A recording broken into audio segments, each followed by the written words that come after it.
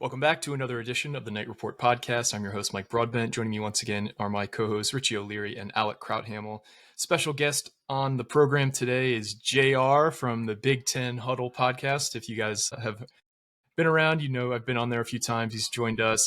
He's also a contributor to the Orange and Blue News on On3. So we wanted to have him on here to talk about this Rutgers-Illinois matchup. But JR, thanks for joining us. Hey, thanks for having me on, guys. I'm excited about this matchup.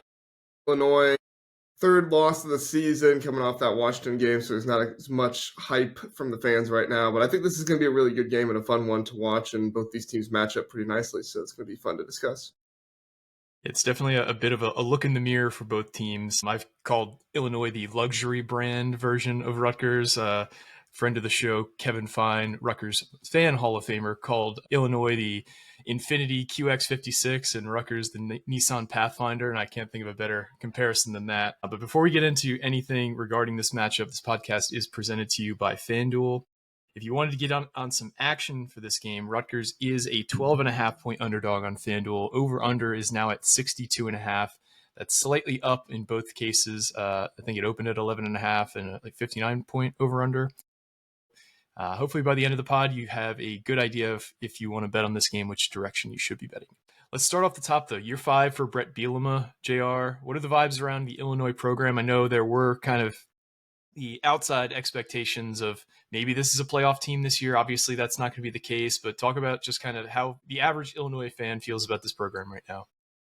Yeah, start of the season and the preseason top 10, and people were excited about that. Brett Bielema has a lot of good faith amongst everybody in the fan base. I don't think anybody's looking at him. There's definitely some questions about other coaching staff members, pretty much the main one being Aaron Henry, the defensive coordinator, especially after what happened in that Washington game. But, Brett has backed him and has talked about how they're, it's a game, and you kind of move on from there. The defense sure hasn't been what some people thought it would this season, but that doesn't mean they can't turn it around, and they're still on, a path to possibly get to 10 wins this season if you win a bowl game. And it'd be the first time in program history that the program ever gets to 10 wins in back-to-back seasons. If they're able to finish the season ranked, it would be the first time in program history, I believe as well, that they would finish 2 seasons back-to-back ranked. So even though there is some downside of what's going on right now, it's also Illinois fans kind of being a little spoiled, right, with Brett Bielema, and Illinois fans kind of recognize that. And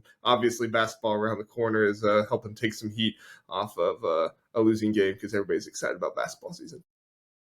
JR, what's the injury report look like? I looked at last week's Big Ten availability. It seems like it's mostly DBs, sprinkled in a couple O-line. I know previously it was a lot of the running backs. Are they healthy? Yeah, running backs are healthy now. Khalil Valentine went out at one point a couple games ago. Caden Fagan, same thing with him. Aiden Lawfrey had to miss a couple games, but running backs are healthy. It really is mostly the secondary right now. Xavier Scott remains out. There's still a few guys here and there that kind of get talked about.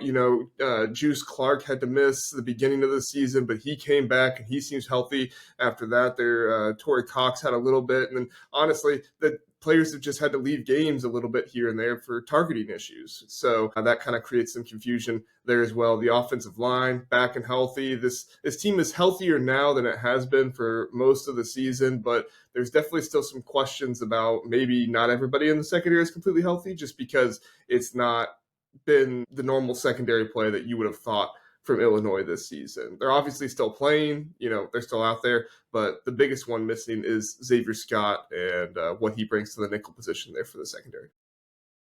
Definitely could not say the same for Rutgers in terms of the general health of the team. But this matchup has a lot of narratives to it. Obviously, we know what happened last year at SHI Stadium. Also, Ethan Kaliakmanis returning to play in his home state for the first time as a Scarlet Knight. I guess from the Illinois side, what are some of the narratives looking like headed into this game? Yeah, a lot of thought from last year, right? I mean, that was a crazy game, and you had Pat Bryant make that catch at the end of it that was just kind of insane and made everybody's jaws drop. It's like, really, did that just happen? On both sides, too, right? It wasn't just like one side. Everybody's like, okay, this is how the game ends, I guess. So there's definitely some thought process here from the Illinois side about, don't want to get into another close game here. You want to really kind of take care of business, but at the same time, Rutgers has an amazing offense. It's not just the passing game. Antoine Rabin has been really good. I think the offensive line is underrated in some ways with what they're able to do, especially against an Illinois front that hasn't been super great this season. They've been a little tentative, a little less aggressive than maybe you would like to see. So there is some opportunity there for that. But overall, I think the vibes and the storylines going into this is, can the defense get fixed? That's the biggest thing. Ethan Kaliakmanis and his coming home, there's some thought process there for sure. But I think it's more just like, we know this dude's a gunslinger and we know this dude has some really good wide receivers that are going to go up and get the ball. So can our secondary actually contend with these guys that they have on the outside? Because KJ Duff just had almost 250 yards and a touchdown last game. That's obviously going to be a really big thing for them to have to deal with. And I guess one more on the narratives. I guess there's some staff, familiarity between the two teams as well. Namely, Aaron Henry, I forgot his name. Aaron Henry is the defensive coordinator who was a Rutgers assistant for a year. And then Art Sikowski, who was the former highly rated quarterback and now is, I believe, the quarterback's coach at Illinois. Looking at Art in particular, I guess, what has he brought to the table as a coach for this Illinois team? And he's been awesome on the recruiting trail. I guess, what has he meant to the staff since he's finished his playing career? Yeah, I mean, the Illinois quarterback position has been fantastic since Luke Altmaier came in. I mean, even when there were questions a few years ago about if he was going to keep playing because you had the backup come in and do really well, it's like the quarterback position has been really well thought of. And with Art there, I don't think there's any question marks about that. And obviously, Luke Altmaier, his abilities help with that. There is some wondering about, what's the future going to look like, but I think everybody at this point has seen the development of Luke Altmaier. They kind of see the way they're using the quarterback, the way he's able to read and process what's going on, and so plays out there with confidence. I mean, this is an offense that hasn't looked good at points this season. It would have been really easy for Luke Altmaier to lose his confidence, but that's great coaching, right? To continue to have your player play with confidence and for them to be out there and be the leader of the team. And I think the Art and the coaching staff, at least on the offensive side, gets a lot of credit for that. There's really nobody that's upset with anybody in the coaching staff on the offensive side. It's really mostly the defensive side more than anything else. So let's talk about that offensive side. Just kind of looking high level, it seems like Illinois is a better passing offense than running offense. I looked at some of their stat lines, and they only had one game this year against a Power 4 opponent with a guy rushing more than 60 yards, and that was against Purdue. And I'm looking at some of the EPA numbers. Illinois is 20th in terms of EPA per pass, but 108 and 15th in EPA per rush. Sometimes those numbers can lie. Would you say that's fairly accurate? Would you say that, Illinois has struggled to run the ball at times, but really had a good overall time passing the ball? Yeah, it's been an interesting season for the offense with running the ball, because at one point early on in the season, they were doing really well. And then you kind of had the Indiana game where things kind of went away. Obviously, you weren't able to run the ball as well in that part. And then now it's kind of picked back up as the offensive line has gained some more confidence. What they started out by doing in the season was they went to a lot of zone scheme blocking, and it just was not good for the offensive line, and they weren't able to kind of block downhill and attack. And what you've seen now is you've seen a lot more gap scheme and a lot more duo blocks, double teams and getting off that, getting up to the linebacker type of stuff. And the offensive line has looked much more confident in that type of blocking. And honestly, I think the running backs look more confident in that too. You really have three guys in Aiden Lawfree, Khalil Valentine, and Caden Fagan. They do split carries a good amount. So that might be one of the reasons why you've seen, it not just kind of be one guy get over 60 yards a whole bunch this season, but obviously injuries play into that as well. And just how, the ball in Luke Altmaier's hands is the best option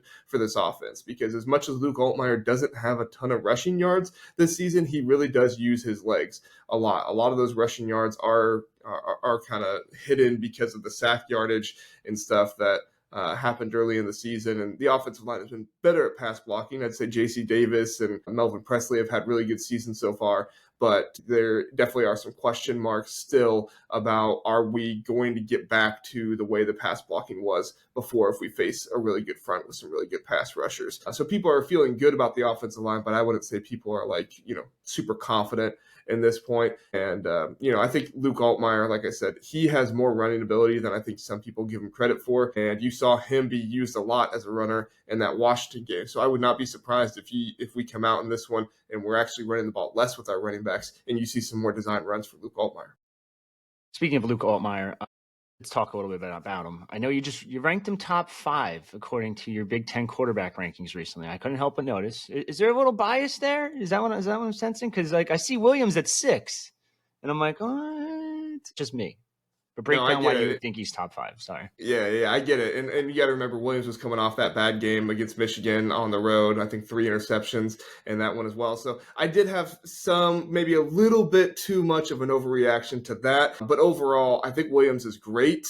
I think that he is somebody who does really, really well at home and then has a little bit of issues on the road. And he's still young, right? I mean, that's how it goes. There are some guys that are older, though, that just do a really good job, and I think Luke Altmaier is one of those guys. I probably do have a little bit of bias, if I'm being honest. I really do like Luke Altmaier a whole lot, but I do think there are hidden parts of his game that people don't give him enough credit for, and I do think that there has been a lot bestowed upon him this season on his shoulders that, people also don't give him enough credit for. One of the biggest storylines going into the season was what was the wide receivers going to look like for Illinois, right? You had Pat Bryant, Zakhari Franklin, these guys, and everybody thought, well, that was the only reason why Luke Altmaier was successful last season was because he had Pat Bryant, Zakhari Franklin, these guys on the outside. Well, now you're coming in with all new receivers, Hank Beatty, Colin Dixon, all these guys, Hudson Clement. And what has Luke Altmaier done? He's still gotten really good production. He's not really leaned on one wide receiver the entire season. Sure, Hank Beatty's got a ton of yards and he's doing really well, but he doesn't have a ton of touchdowns. You've seen those touchdowns go to Justin Bowick, to Colin Dixon. And so he's really utilizing everybody on this team. And I think that's a really important thing for a quarterback to do, and I do give him a little bit more favor. If I'm going to update my power rankings this week, Luke Altmaier wouldn't be in the top 5 anymore, but he would definitely still be hovering around there. And for context, Ethan Calicmanis at 15. Is there an anti-bias there? I'm just throwing things out here. Ethan Calicmanis, to me and him have such a hot and cold relationship that I'm sure he has no awareness of. But going into the season, he was like on fire. I had him as one of the top 5 guys in my power rankings at the beginning of the season because he was just throwing the ball around so well, and he really did have that like gunslinger confidence mentality in his wide receivers, which I love to see. Sometimes people give too much credit to the wide receivers, but when a quarterback just has so much confidence in his guys that he's going to throw it up there and get it to them in the spot where they catch it, that's great. But we also have seen a little bit of him falling off in Big Ten play. The Oregon game was not helpful. And, for context, that those rankings also came after the Oregon game, which I think everybody, would have expected more from Ethan in that one. And it's been tough for him a little bit more so in conference play than it was out of conference play. But overall, on Ethan Calicmanis, I think he has more mobility than people give him credit for. I think that he has more accuracy this season. And if there's anybody looking at this game and saying, oh, okay, Illinois secondary will be fine, they're going up against Ethan Calicmanis, they are sorely mistaken because he is still a good quarterback. Now, looking at the run game, you kind of touched on this already, the trio of Fagan, Valentine, and Laurie. Fagan has the lion's share of the carries and yards. But what do all 3 of these running backs bring to the table in terms of their talents and what you have to look out for? Yeah, so Laufrey's really more of your kind of like every down back. He's going to be probably the one you see out there the most. Khalil Valentine is pushing for that a little bit. I think he's probably the best ball carrier out of all 3 of them, the guy with the ball in his hands, but he is younger. And so there is a little bit of, some trepidation there with the older guys and everything. But Caden Fagan, man, he's the big back. He's the one that's going to hit you in the short yardage situations. They use him outside of those short yardage situations as well. But you're going to see a big burly back in Caden Fagan, and honestly, when he gets up from being done running the ball, whether he runs the guy over or not, you're going to be like, holy cow, that's a running back. They're not supposed to be that big. And Fagan has shown a little bit more agility, so you could possibly see him used a little bit more outside of those short yardage situations, but it's kind of been hard to pin down this season because, like I said, there's been so much injury with those running backs that they kind of go out and do different things at different times. But I think at the core of it, when all of them are doing their roles the way you want them to, Khalil Valentine, probably the most trusted runner, Aiden Laufrey, the most trusted overall, blocking, catching the ball, running the ball, and then Caden Fagan, more of that big burly back. It's going to get the short yardage. Transition to some pass catchers. Obviously, the headliner is Hank Beatty. He's got almost 30% of the receptions on the team. He's got 4% of the receiving yards. He's been a breakout this year, filling in that wide receiver 1 role that was vacated when Pat Bryant left for the NFL. I guess he's not like if you just saw him on the street, he probably wouldn't scream like stud Big Ten receiver. So what are some of the things that he does really well, and who are some of the other receivers or just pass catchers generally to be on the lookout for on this Illinois team? Yeah, Hank Beatty is just super shifty. When he gets the ball in his hands, he does a great job of, getting away from the players around him and just being able to kind of create for himself a little bit. He has some good yards after the catch this season, over 300 yards after the catch so far this season. And he's somebody that Luke Altmyer, I think, probably trusts the most. You're going to see him go to him in some of those pressure situations, especially if he has a good matchup there in the slot, as sometimes you're not always facing the best cornerback on somebody's team when they're there in the nickel cornerback spot, and they'll try to scheme them up to try to get them on linebackers and stuff like that sometimes as well. And if they're able to do that, that's also a favorable matchup, obviously, that they're going to look to go to. So Hank Beatty, probably the most reliable, good yards after the catch type of guy, and probably seems to be Luke Altmyer's favorite target out of all of them. Cullen Dixon, Hudson Clement on the outside, they are also good targets as well. I wouldn't say there's anything wrong with them, that they're not getting the ball enough or anything, but they're good targets on the outside, not really going to wow you. They're pretty reliable, run good routes, but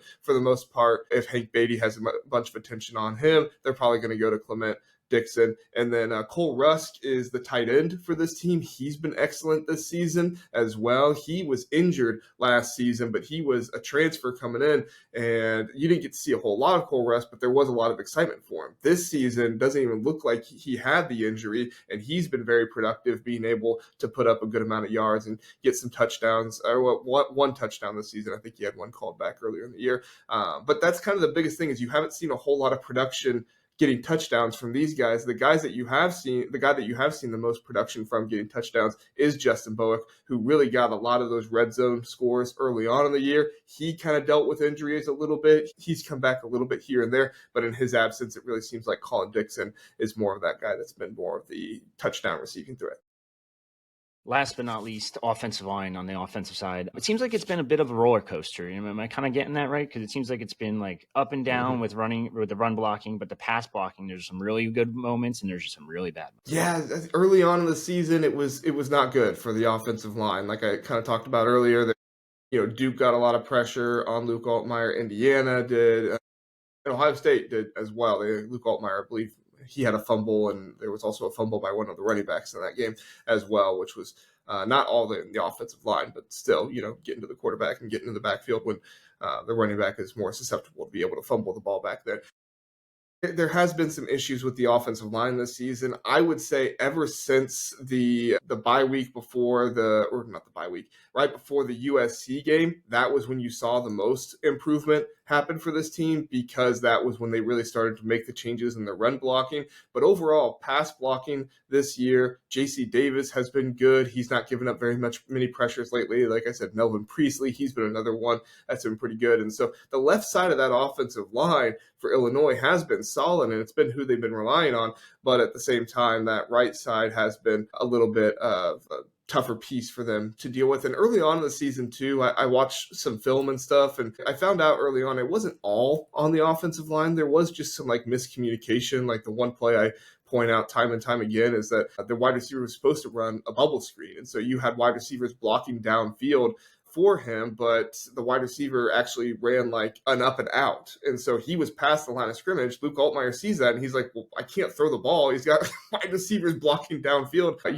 We can't do that. So he had to tuck it and run, and it did count as a sack because they thought they were going to essentially throw a screen pass in that one, but it didn't work out that way. So miscommunication in some part, but I think the offense is more in tune, gotten better, and that left side of the offensive line is really shown to be strong later on in the season. The big question here for this matchup is, how does the Illinois offense match up with the Rutgers defense? And given the Rutgers struggles playing defense this year, the obvious answer would be probably they match up pretty well. But in terms of Rutgers and Illinois' strengths and weaknesses on the offensive and defensive side, how do you feel like things match up on this side of the field?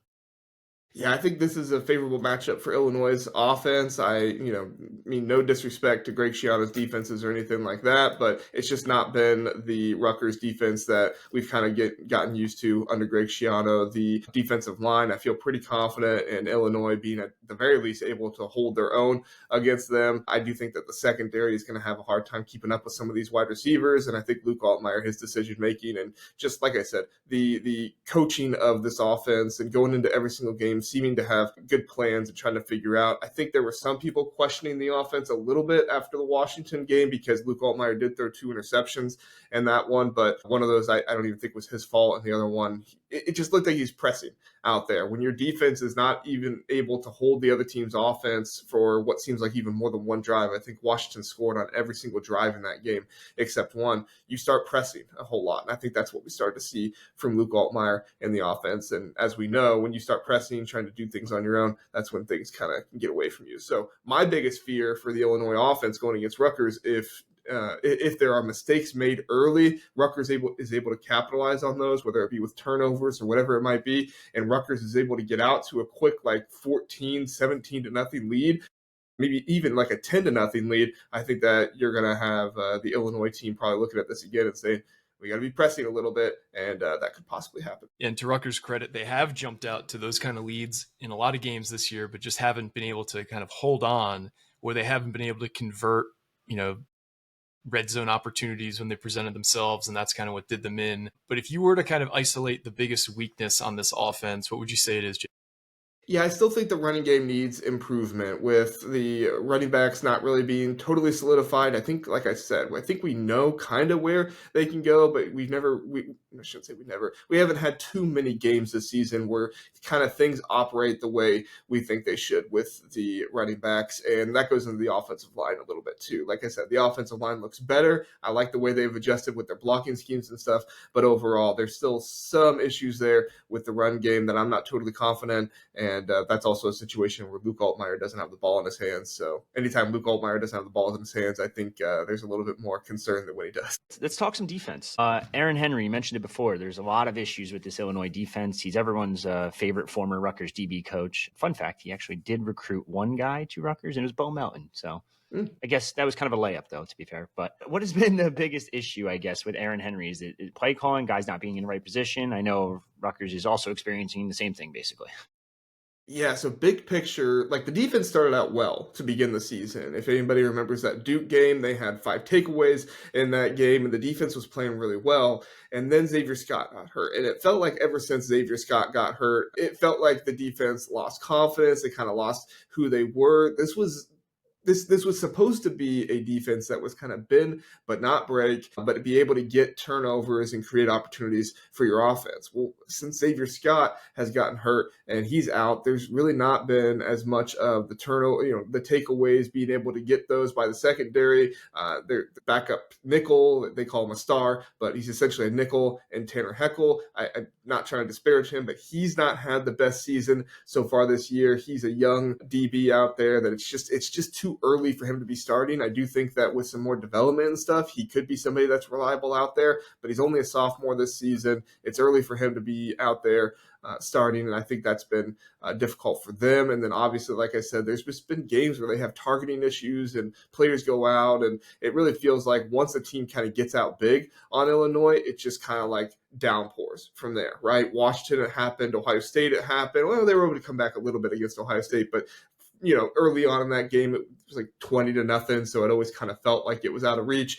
And then the Indiana game, nobody needs to relive that. Okay, that was awful. But overall, the defense has just been not super confident. They have not been as aggressive as we would have liked to see. And their biggest thing is they just haven't been able to force turnovers at the rate that you would like them to be able to, which is then force the offense to press a little bit more. And like I talked about last game, they're turning the ball over and you're losing the turnover margin battle. I don't think Illinois wins very many games when they lose the turnover. Looking in the trenches at the defensive line, there's a few familiar names. Gabe Akis, I think I'm saying that right? Yep.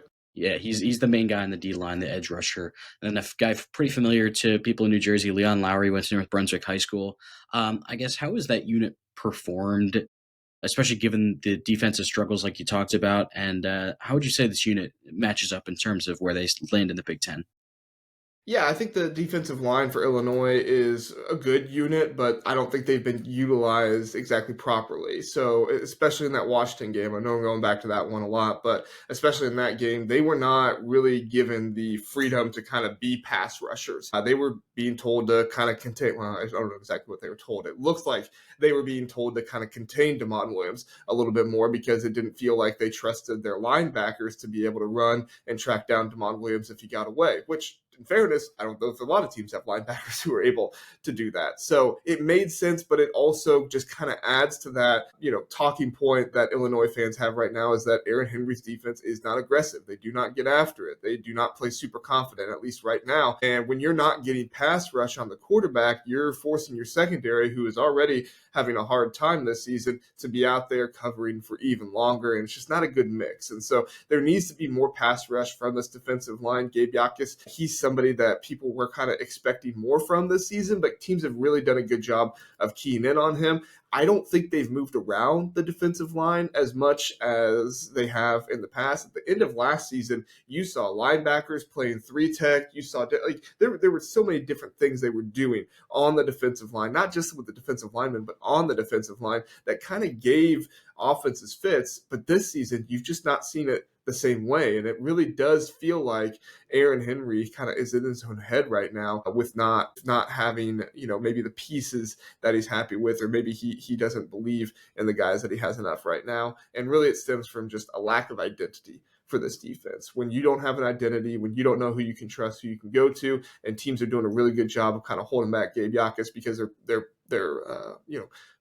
pressing in on him and focusing on him so much, it really makes it difficult for you. So they need somebody to step up as that secondary pass rusher to Yakus. Could be James Thompson Jr. He's been good this season. Could be from the interior from a couple guys there. But overall, they need somebody to do it more consistently. Now they have solid linebackers though, right? Like Roziak, or I don't know how to pronounce that one, but he seems like he's pretty solid. Yeah, Roziak. He seems like he's pretty solid, but there's really not a second guy or even a third guy.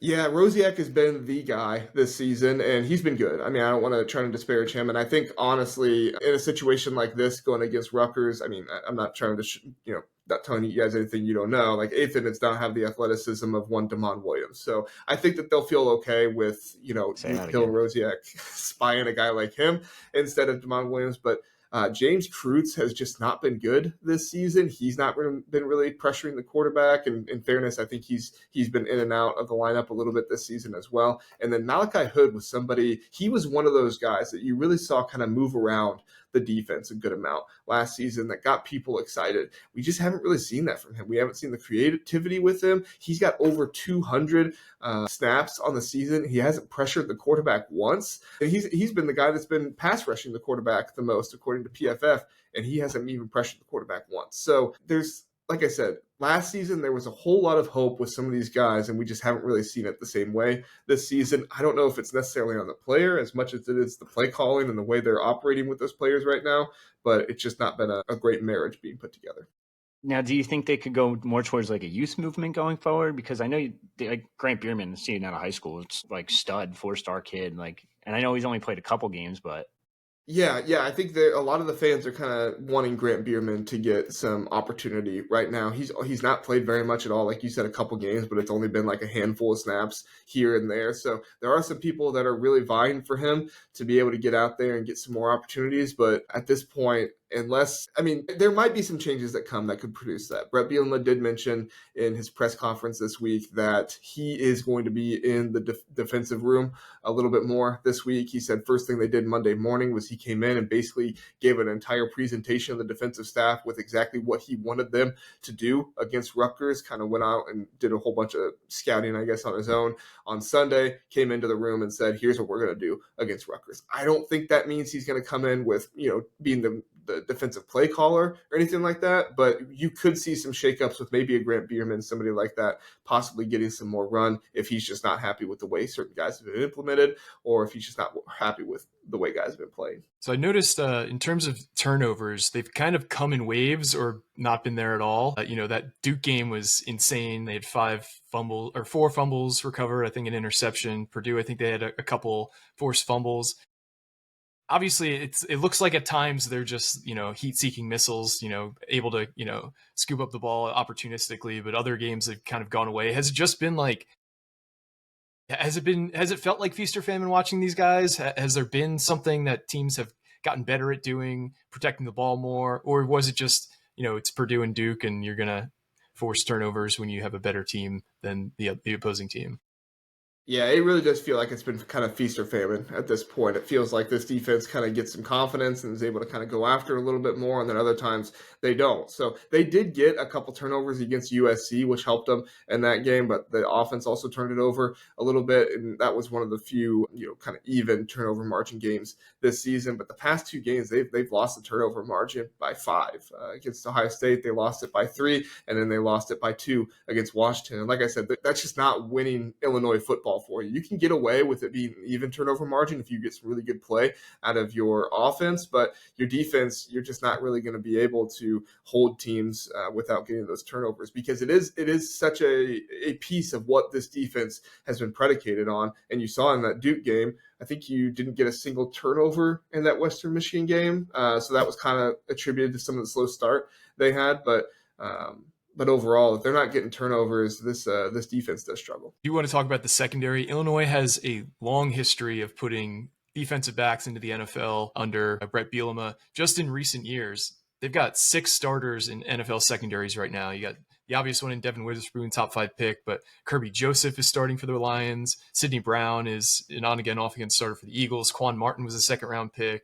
Tony Adams, Nate Hobbs.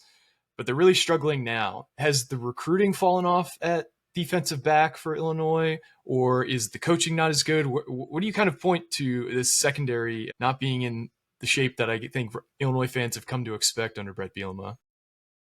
Yeah, it's been interesting because I do think there's talent back there. We went into the season saying that every single one of these guys starting in the secondary could possibly play in the NFL. I'm not saying all of them get drafted, but they could, make practice squads and eventually find themselves getting onto an NFL roster and stuff like that. But you just haven't seen it this season. You haven't seen them be deployed that way. You haven't seen them playing with that kind of confidence. You've seen them playing out of position a lot. I think Juice Clark coming back, his real name's Jaheim, so if you see him on the thing, but Jaheim Clark coming back has been really helpful for them, and I do think he has, a lot of talent and a future in the NFL possibly, but he's also played with not as much confidence this season as well. And really, when we talk about the defense, that feels like the thing I just have to go back to time and time again is confidence. It doesn't feel like these guys are out there playing, fast and triggering fast. It feels like they're thinking too much. It feels like they've got too much going on in their heads. And I don't know if that's just because they don't trust Tanner Heckel out there because he's not Xavier Scott or what it might be. But it feels like they're playing a step slow. And you can have all the talent in the world of football, but if you're not somebody who can play fast and play with a trigger and play confident, then you're not going to show that talent nearly as much. So I do think there have been times of guys like Torrey Cox Jr., he's the other guy on the outside out there that I think he's played well at times this season. The safeties have done some good things, but it's just been kind of putting it all together against certain teams. And also, we do need to reference, too, that there's been a lot of good quarterbacks that Illinois has played so far this season. You just had Julian Sayin a couple weeks ago. You had Damon Williams. I've been telling people all season, don't sleep on Ryan Brown. He's a pretty good quarterback there at Purdue as well. I'm not going to say he's anything spectacular, but, for Purdue and kind of where they're coming off of last season, he's better than some people might give him credit for. Darian Mensah, he was a star at the G5 level coming up to Duke. So they have faced some good and Jaden Maiava, who I think is probably one of the most underrated quarterbacks in all of college football this season. They do have some dudes who can do some things really well, but when you're facing the offensive minds that you're facing and the quarterbacks that you're facing, it is going to look like these guys do get taken advantage of a little bit by them. Well, the number 15 ranked quarterback in the Big Ten is coming to Illinois this weekend, so how do you watched the Big Ten probably more than I think it's a great matchup for Rutgers offense. Honestly, it's probably about as good of a matchup for the Rutgers offense as it is for the Illinois offense versus the Rutgers defense, because you do have some confidence issues like I talked about there in the secondary, some safeties that are playing out of position a little bit right now. I think that you could see a big day from DT Sheffield going up against Tanner Heckel if they decide to go out there and man. Now, if they go out in zone, maybe things look a little bit different. But like I said, Ethan Kaliakmanis, I've been impressed with how he just has confidence in his receivers to go after him. Is Ian Strong playing in this game? Do you guys know?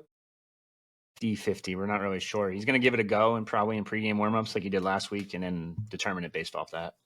Gotcha. So we'll see what happens there. But even if they don't have Ian Strong, I still think KJ Duff, he's obviously somebody you have to be on the lookout for. And then this running game for Rutgers, I know that they have not, given as much of the volume to maybe Antoine Raymond as they have in the past to other Rutgers running backs, but he's really impressed me this season. And I do think with some of the struggles that Illinois' linebackers have had, it's going to be a huge thing. And also, too, Illinois has given up a bunch of big plays this season, like over 100 big plays of 10 yards or more on both pass plays and run plays. And I think that could be something we see a lot from Rutgers, kind of getting those big chunk plays, which to me has been a key for the Rutgers offense going on throughout the year and kind of helps the running game get into it a little bit more when Ethan Kaliakmanis is able to hit those 10-plus yard plays. I believe at one point, I referenced the stat, I don't know if it's still this way, but Rutgers was second in the Big Ten and 10-yard pass plays or more, right behind USC. And so people weren't giving Rutgers enough credit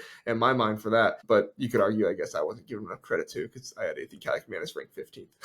I'm sorry, I don't mean to harp on it. No, it's okay. Hey, if I were you, I'd be harping on it too, man. Looking at the third and final phase of the field, the special teams, obviously it took a bit of a prime role in the game last year, but looking ahead to this year, David Alano has been very, very good. 13 of 14 from field goals, perfect 30 of 30 on extra points. I guess, what is the confidence in the special teams unit as a whole, kicking game, return game, all that stuff, and do you see it playing a big factor in this year's game too?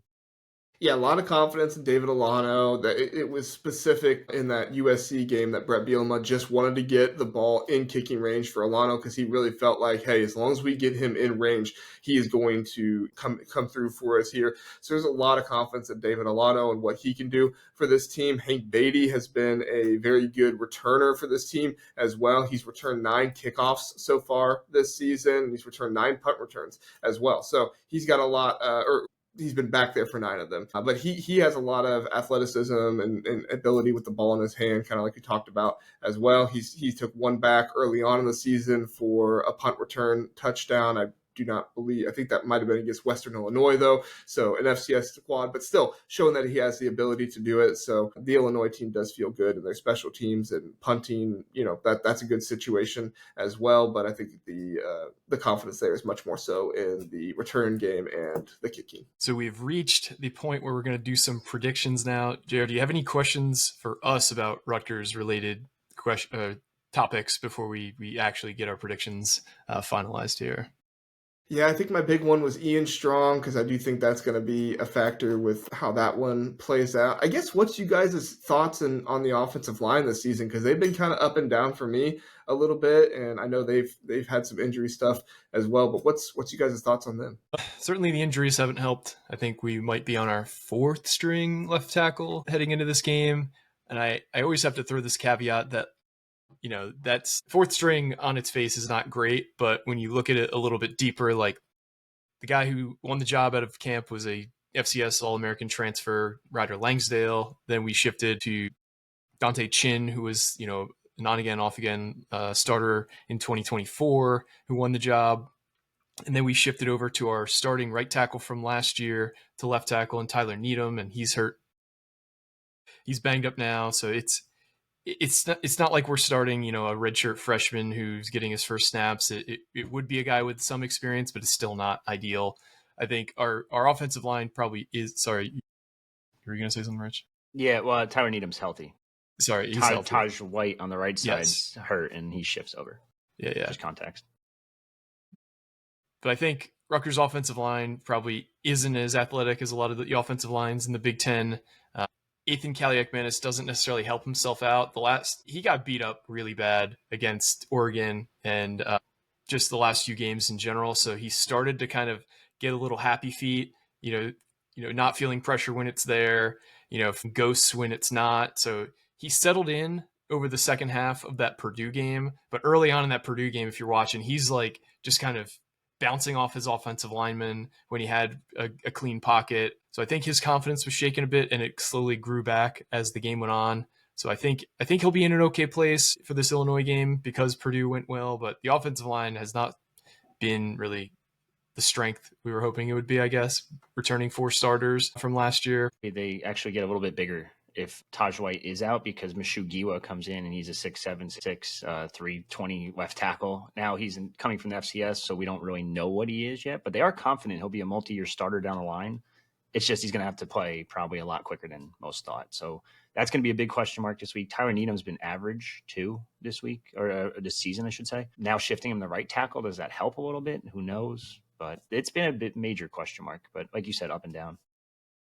Yeah, I think it'll help him in particular, but how is it going to fare for the rest of the offensive line, I think is a fair question, because Needham, obviously right tackle is the position he started at, got a lot of production at last year, so moving back to that position. But for the rest of the offensive line, you get Mishu Giwa in the game, who has gotten some snaps at times, but hasn't put together a full game of Big Ten action. And I think he's still only, a redshirt sophomore this year?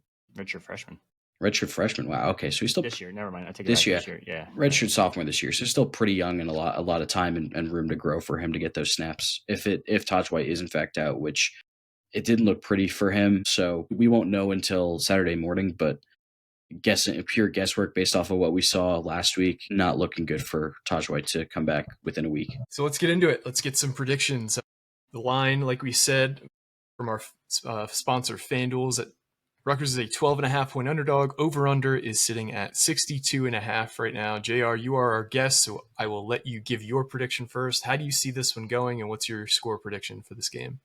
All right, well, I'm gonna hedge this one a little bit and just let you guys know this is the score prediction that I think should happen for Illinois, but I've also given multiple score predictions of what should happen for Illinois this season, and it's not actually happened. So I'll give my secondary one on what I think is probably more likely, but I'll start off with my one that should happen. I think for Illinois, it should be 38-24. I think that the Illinois defense should come out more confident in this one, especially with questions about Ian Strong. If he doesn't play, then I do wonder how the wide receiver situation is going to look like there, but ultimately still very confident in KJ Duff and DT Sheffield. I do think it means something that Brett Bielema went in and said that he is going to have more kind of hands-on with the defense this week. So I don't know if that's gonna completely change everything, but if it should play out the way it should, which is having much better defense, then they should have some more confidence, get some more turnovers in this game, and the guys should have some more ball hawking ability. So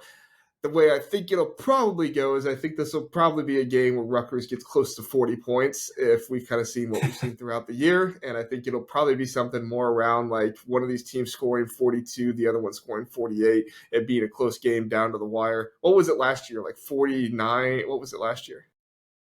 I know that was the Purdue game. The Purdue game was 49. I think it was like 38-39, something like that. Yeah, 38-40. it was close to the 40s. Yeah. Yeah. I would not be surprised at all to see it close to the 40s again this season. So there's my caveat. 38. Okay. All right, Alec, how about you? How do you see this game playing out? What's your score prediction? Yeah, kind of like what you guys were talking about a second ago. I could definitely be similar to last year's game. Both secondaries haven't been playing at their best. Both passing offenses got a lot of momentum going over the last few weeks. At least started the season hot as well. So I think this is going to be a pretty high scoring game.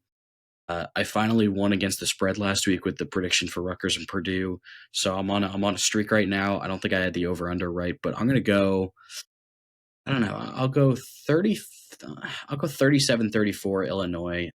I think Rutgers maybe gets like a last minute touchdown, but I think Illinois is going to be able to control this game. We'll see if the changes that Rutgers made defensively kind of hold up for another week. I think Illinois' passing offense is going to be able to get things going throughout this game.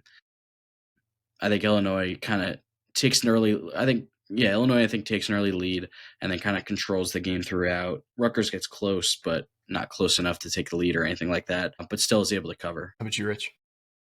If you're an Illinois fan listening to this podcast and you're on Orange and Blue News, I posted they have my score prediction over there, but I'm going to change it a little bit because the fact that Bielema is getting involved in the defense makes me a little bit more confident in this Illinois defense. The fact that Greg Schiano is very involved now with the Rutgers defense makes me a little bit more confident in their defense, but I'm going to say it's going to be close at halftime. I think it'll be like 21-17 17, something like that at halftime. I think Rutgers will keep it very close, but I think Illinois ends up pulling away in the end. But it's going to be a close game throughout. A lot of offense scored. I think 35-27 Illinois. Close game, but I just think the defenses will be solid, but they won't be solid enough to keep points off the board, and that's where you get a ton of scoring. Yeah, I think the spread is just too big. I don't necessarily think that means Rutgers will win outright, but I think 12.5 is just too many points. I think this one will come down to Illinois has a slightly better quarterback in Altmaier, and they have a slightly better defense. And Illinois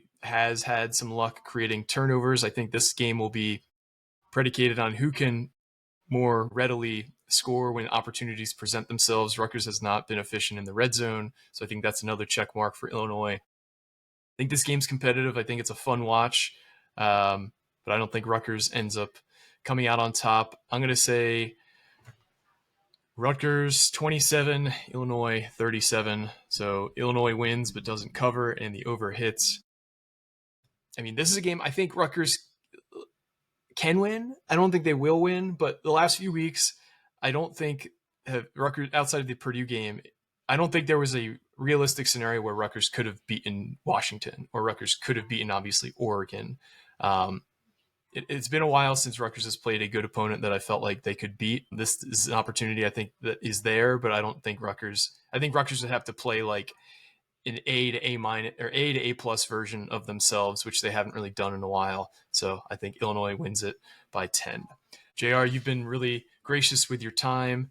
Tell our listeners where we can find your work, where we can find your podcast, where we can find you on social media. Yeah, for sure. So if you want Illinois content or anything like that, go on over to Orange and Blue News. They're on 3. They do a great job, and you can find my podcast with Sonny Verma and the guys over there, recruiting, everything, basketball coming up as well. And then for the Big Ten type of stuff, the Big Ten Huddle, that's where me and my co-host Zach, a couple of people that come on every now and then. Mike's been on. We have a guy named Jeff. He does a show every Thursday night as well. But just we cover every single Big Ten team, and we do have a number of Rutgers fans over there saying we appreciate that you guys actually still talk Rutgers in November, because most Big Ten podcasts aren't still doing that. But we pride ourselves on that. We know every single Big Ten team. We talk about every single Big Ten team. So even last week, I think our second longest preview was Rutgers and Purdue.